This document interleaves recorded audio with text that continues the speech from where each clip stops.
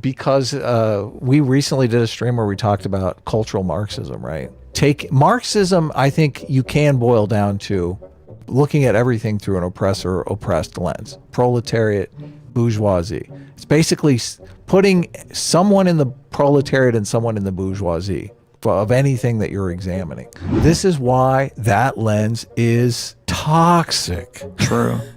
Because you're taking categories that aren't in conflict and have no need to be in conflict and never would be in conflict and placing them into conflict just by setting this system, just by observing them in this way. This is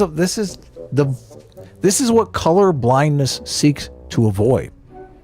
Color blindness seeks to destroy that lens, that Marxist lens, that oppressor-oppressed lens.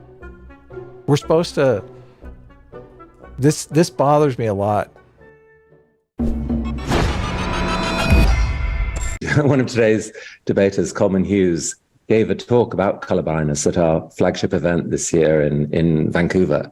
It's a powerful talk, and it sparked a lot of emotion, a lot of reaction, a lot of pushback, a lot of discussion, a lot of interest. And so I think it's going to be it's a wonderful chance to dive deeper into that issue. And it's a test on something that people feel so passionately about whether we can do this, John, whether we can actually debate it in good spirit and in good faith and so forth. I'm excited to see how this goes. Well, as you say, it inspired this program we're about to do now. And again, we're very glad to see how this works out, the first time that we're partnering this way. Chris, thanks so much for kicking things off with me, and we'll get started in just a moment. Thank you. Good luck.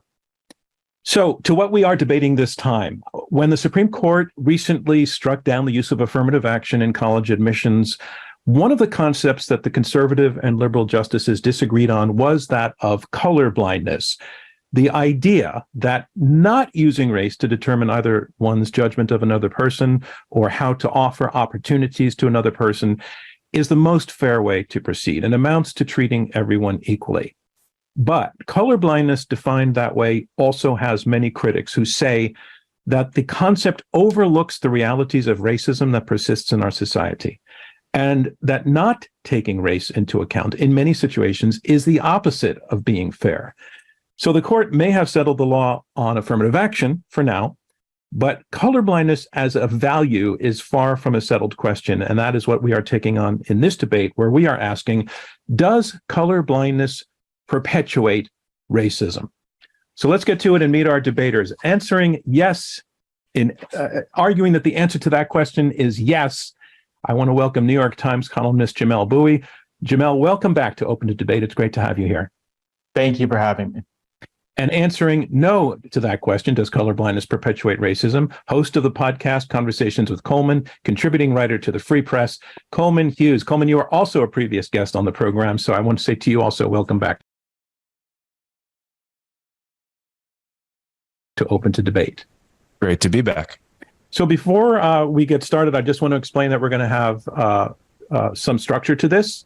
The debaters will have, in an opening round, an opportunity to make their case, and then we'll have some conversation, and then after that, we'll have some questions, and we'll sum up with closing statements from each of the debaters. So let's get on to our opening statements. We want each of you to take a few minutes to explain your position. Jamelle, you are up first. Once again, in answer to the question, does color blindness perpetuate racism? You are saying, yes, it does. Please tell us why.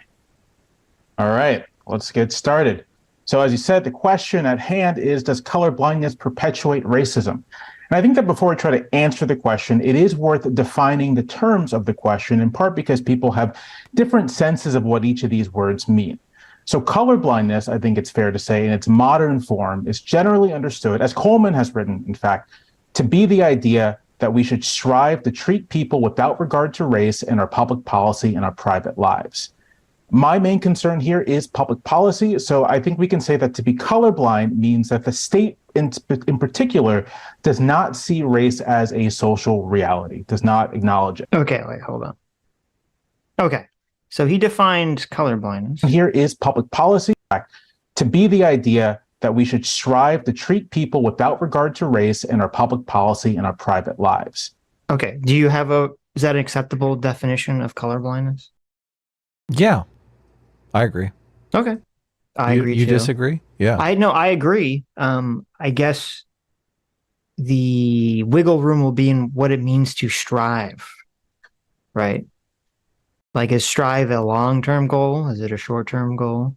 Well, sometimes they also throw some wiggle room into the word treat people. Right. Yeah, that was Right. what the move Jangles tried to pull on us. Right. Where he said, sitting at the back of the bus was civil rights. Remember that? Yeah, he tried to. Yeah, there's some insane. Right. He tried to say It was like these the are policy. colorblind policies or something. Right. You're like, what? They're literally not. What are you talking about? This is insane. Yeah. Okay, so yeah, it's a decent definition. I don't super big problem with it. At least that we're starting from.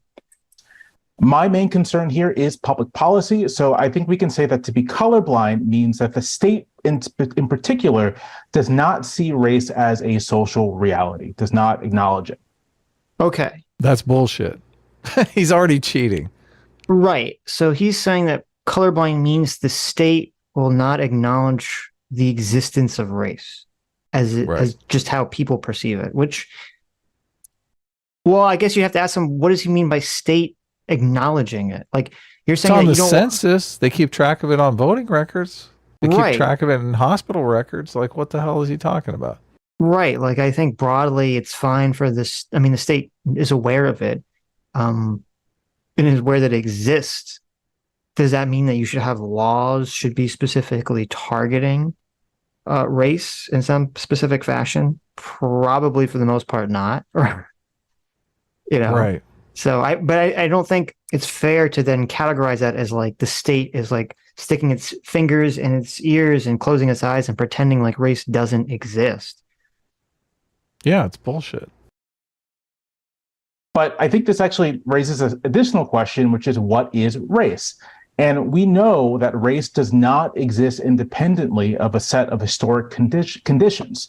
Specifically, the modern idea of race as we know it emerges out of the subordination of indigenous Americans and various groups of Africans during the 16th and 17th centuries.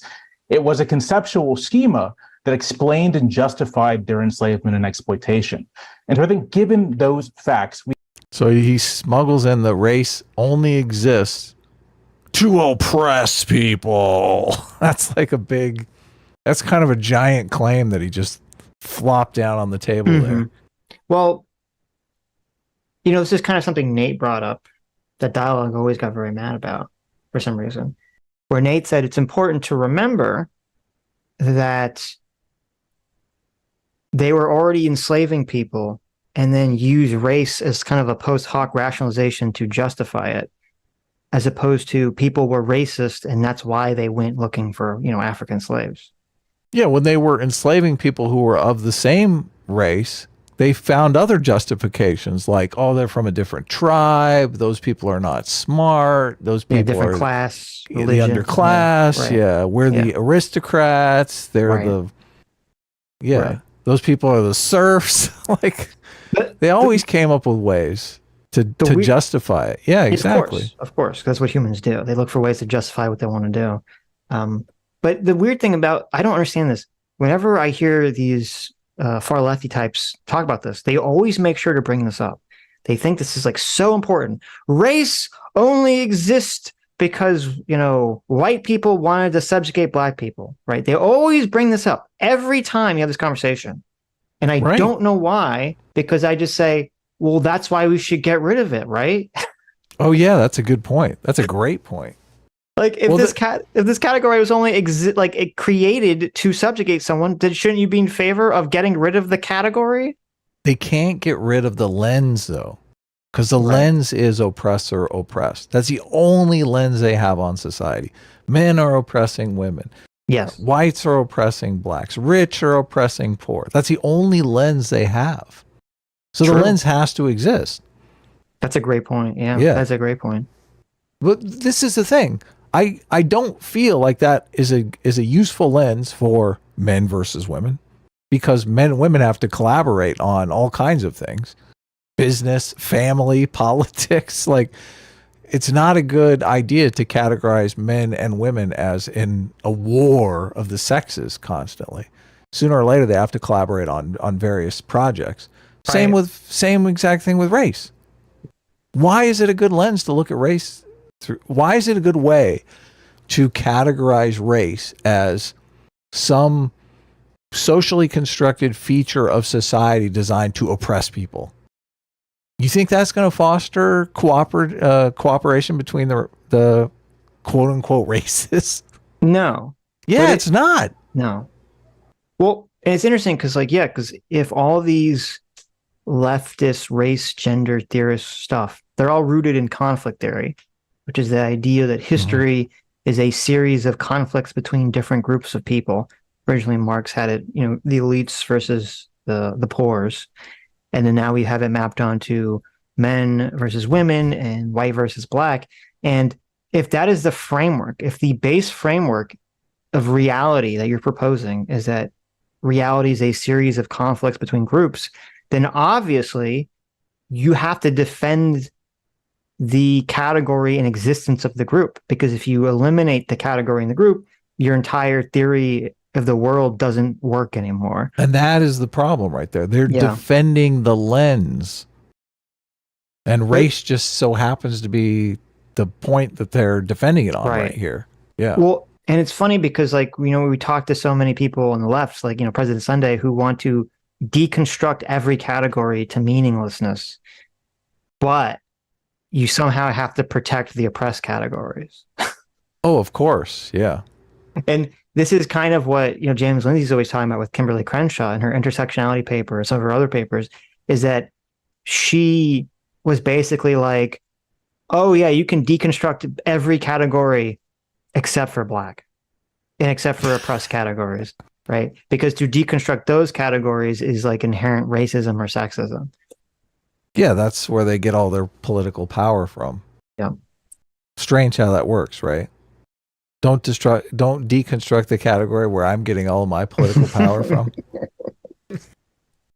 Look, I have an interesting question that came to mind here. Who is the oppressor and who is the oppressed in the punks versus goth category? Do the goths oppress the punks or do the punks oppress the goths? I don't even understand the question you're asking. Well, that's good. That is a good point. That is the same way that we should look at race. That's exactly the same way that we should look at race. Is that why you asked the question? Yes. It's a nonsensical question? Yes, because it's stupid. Okay. Look, if I asked the jocks versus the nerds, it would be easy. Right. But they want to jam every single category into this oppressed lens. And I'm just like, look, the goths and the punks, they get along. Why would you want to force them into this oppressed category?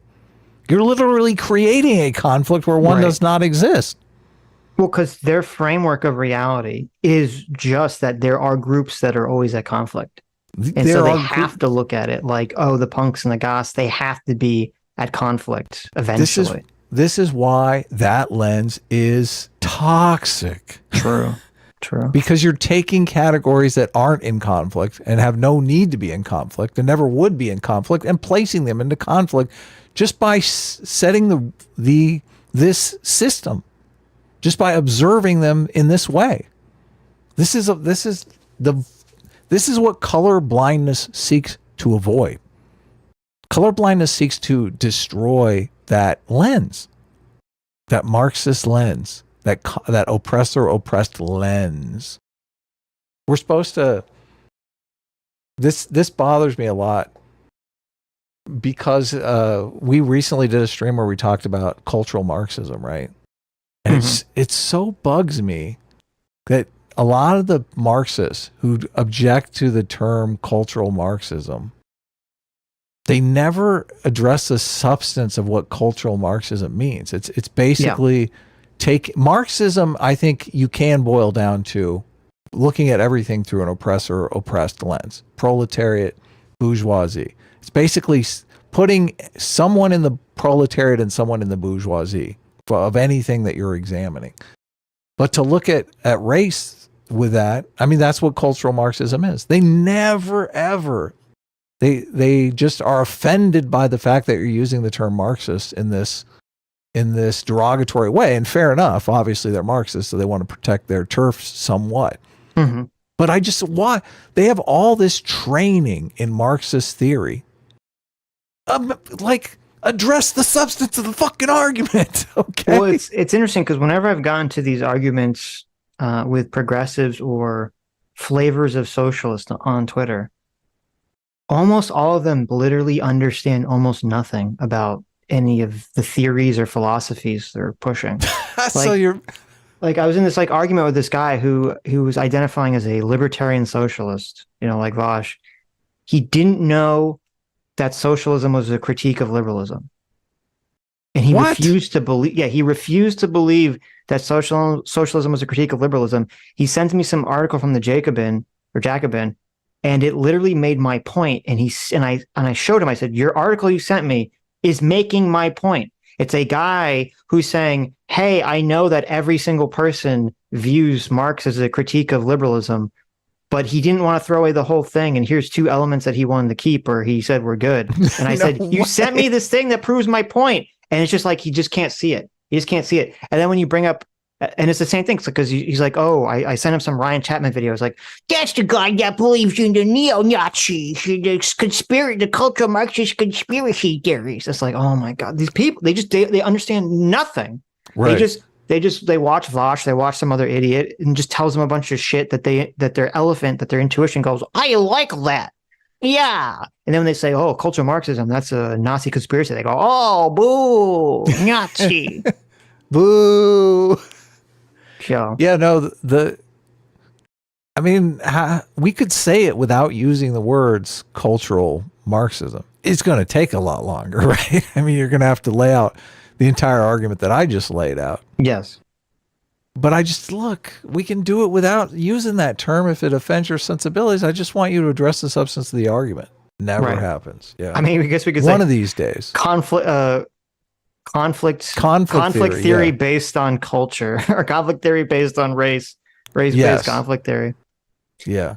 Hi, you just listened to a clip from the Sitch and Adams show. If you like what you heard, you can listen to our live show right here on this channel on Sunday, starting at 1 p.m. Pacific, 4 p.m. Eastern. And if you want, you can super chat us. We read $20 and up super chats on the show and then do a follow-up stream on the following Tuesday where we read the rest of the unread super chats and interact with fans of the show. Subscribe to this channel right here to listen to the live show or to listen to more of our awesome clips.